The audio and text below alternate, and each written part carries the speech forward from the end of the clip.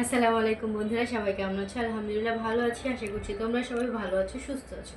তো এই মিষ্টিগুলো কিভাবে তৈরি করলাম এবং কেন তৈরি করলাম, কি কি দিয়ে তৈরি করলাম, সেই সব কিছু এই ভিডিওতে তোমরা পেয়ে যাবে। তো চলো ভিডিওটা শুরু করি।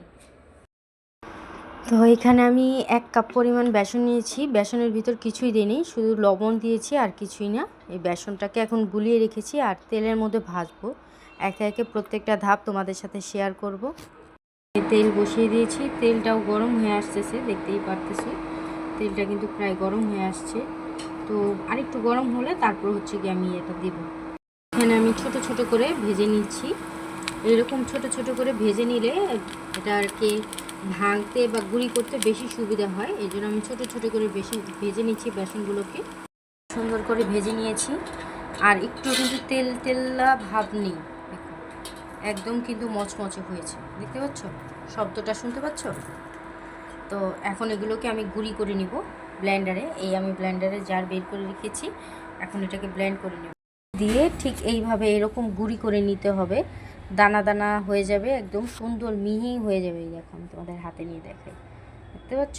সেম এইরকমভাবে তেলের মধ্যে এই যে এলাচ আর একটা দারচিনি দিয়ে দিয়েছি, আর 1 চামচের থেকে একটু কম আমি ঘি দিয়ে এটাকে একটু গরম করে নিব। এটাকে হচ্ছে কি আমি ভালো করে ভেজে নিব, তবেই আমার কাজ শেষ হবে না, আরও কিছু কাজ বাকি আছে। আমার এটা গরম হয়ে গেছে, এখন এগুলোকে আমি সুন্দর করে দিয়ে এটাকে ভাজা ভাজা করব। এটার সাথে আস্তে আস্তে আমি একটা একটা করে ইনগ্রেডিয়েন্টস অ্যাড করব। ঘিয়ে যে কি সুন্দর একটা গ্রান বের হয়েছে না, যদি তোমাদেরকে দেখাতে পারতাম বা খাওয়াতে পারতাম তাহলে হয়তো বুঝতে। আর এগুলো হচ্ছে কি যখন আমি মিষ্টিটা তৈরি করে ফেলবো তখন এগুলোকে আমি ফেলে দেবো।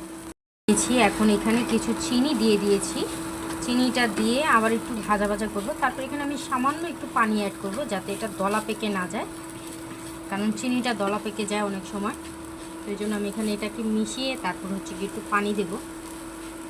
মিষ্টি তৈরি করা দেখে কি জিভে জল আসছে? জল আসছে, জলকে আটকে রাখো। আর আমি যেভাবে দেখাচ্ছি ঠিক সেইভাবেই তোমরাও তৈরি করে খাও। আর একটু সময় আছে, ধৈর্য ধরে দেখে দেখো ভিডিওটা। স্বাদ বাড়ানোর জন্য আমি এখানে 1 চামচ পরিমাণ দুধ অ্যাড করছি, যাতে মিষ্টিটা আরেকটু মজা লাগে খেতে। মিষ্টিটার মেন হয়ে গেছে, আমি নামানোর আগে সামান্য একটু লবণ দিলাম। মিষ্টিতে একটু লবণ দিলে ব্যালেন্স থাকে, এই জন্য একটু লবণ দিয়ে এখন এটা নামিয়ে ফেলবো। দেখতেই পাচ্ছ কি সুন্দর হয়েছে, উঠে আসছে, দেখতে পাচ্ছ উঠে আসছে। এখন এটা যার যার শেপ অনুযায়ী, যে যেরকম শেপ দিতে চাও সে সেরকম শেপ অনুযায়ী দিয়ে নেবে।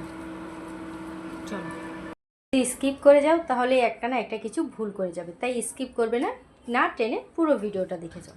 লাড্ডু বানানোর জন্য মানে লাড্ডুগুলো তৈরি করার জন্য নিয়েছি আমার হাতে কিছু ঘি মেখে নিয়েছি। তাহলে এই ঘি থেকে আমার হাতে এটা চিপকে লেগে থাকবে না, মানে এই আর কি। আর বাদাম কুচি করে নিয়েছি, তোমরা চাইলে এইভাবে বাদাম দিয়ে তারপর এটাকে চটকে তারপর দিতে পারো। আর যদি না চাও তাহলে তোমরা ওই যে উপর দিয়ে লাগিয়ে দিতে পারো, এটা তোমাদের ইচ্ছা। চলো বন্ধুরা, দেখো আমার মিষ্টিগুলো কি সুন্দর হয়েছে। আমি সবগুলো মিষ্টি একবারে সুন্দর করে গোল শেপ দিয়েছি। তোমাদের ইচ্ছে হলে তোমরা অন্য কোনো শেপ দিয়ে করতে পারো, তো আমার এইভাবে মন চাইছে তাই আমি এইভাবেই করেছি। কমেন্ট করে জানিও কেমন লাগছে।